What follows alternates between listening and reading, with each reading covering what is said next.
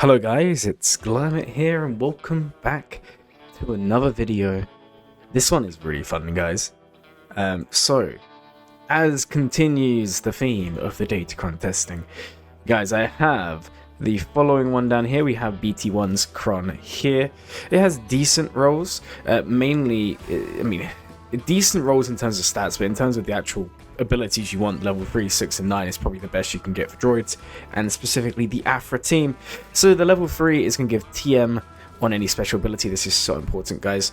The middle one is going to give damage immunity to droids, gives offense. Whenever a droid ally dispels a buff or debuff, all droid allies gain crit damage up, offense up for 3 turns, which can't be dispelled. You don't really see this too much outside of shorty teams, to be fair, but it's still nice. And the final line of text is whenever an enemy is stunned by a droid, all droid allies recover 25% health and gain 10 speed, stacking up to 100. But really, the power is in the level 9, guys. So whenever BT-1 is dealing damage with a special ability and the enemy does not have armor shred, you inflict armor shred for the rest of the battle. And whenever BT-1 uses a basic ability and damages an enemy with armor shred, you're inflicting expose for 2 turns on an enemy, which can't be resisted. And you're also going to be giving up, or gaining, 50% protection up each time you do this as well, which is really, really strong. Now, on paper, some of you will say, well, what difference does this make? Guys, it's a huge difference. So here's the footage. Now, the first battle is from TW, it's from my TW stream yesterday, as of recording.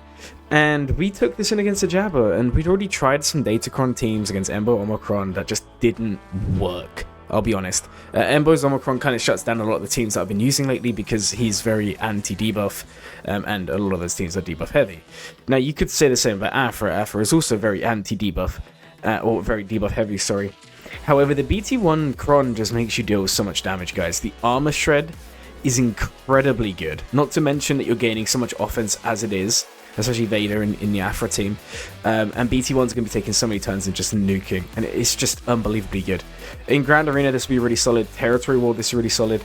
And in Grand Arena, you're actually opened up to even more counters. Now, you'll wonder why B2's in here, because B2 doesn't have synergy with Aphra. B2 is in here to basically prevent Torn. He's just in there to make it easier with the buff immunity. You wouldn't have to bring him, but I would recommend you do, right?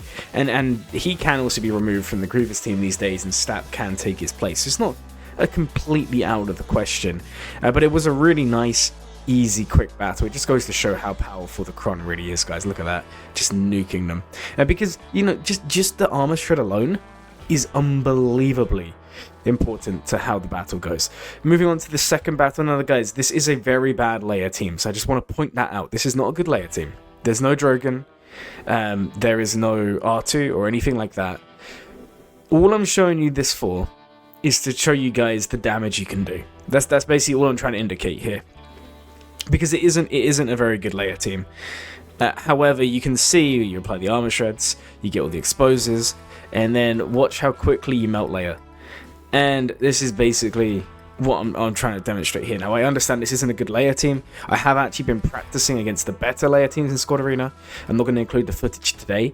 And all I can say is there's potential. In Grand Arena, when you add in the lead and the special Omicron specifically, because then you don't have to bring B2 because you get the buff immunity on Leia, this does have very high potential of working.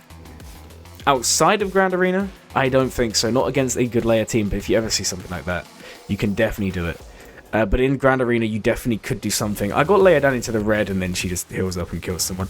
But in Grand Arena, you gain so many stats from Aphra's lead that I reckon it would be a lock-in. If you're wondering what you actually gain from Aphra's lead, it is here. So you're going to gain the crit avoidance, you're going to gain the speed, you're going to gain potency, and whenever you inflict a debuff on an enemy, you gain 10% turn meter, and whenever enemies are debuffed, they have minus tenacity. It makes a big difference, guys. Also, the special, which I mentioned, you're going to be dealing bonus damage equal to a potency, but you're also inflicting healing immunity, a stagger, and buff immunity as well. And the reason that's nice is because the problem I was having is when you go up against a good Leia team, R2 would stealth and you can't hit Leia, and then she heals up and kills someone. I was reliably killing Drogon. I was reliably, possibly, sometimes killing Rex, but I just couldn't finish off the team and they'd ult and they'd get everyone back. But in Grand Arena, I can definitely see that working. But yeah, this video was just supposed to be a short one, just showing you the power of BT-1 CRON. It is really fun. Just use it for now to beat those Jabbas, possibly some Lord Vaders, but that's up to you guys to work out if you want to try that. And then when Grand Arena does roll around, feel free to try it out against better teams. Anyways, guys, my name is Glurmit. I hope you guys enjoyed the video. If you did, please like, comment, and subscribe. And as always, guys, have a glurming day.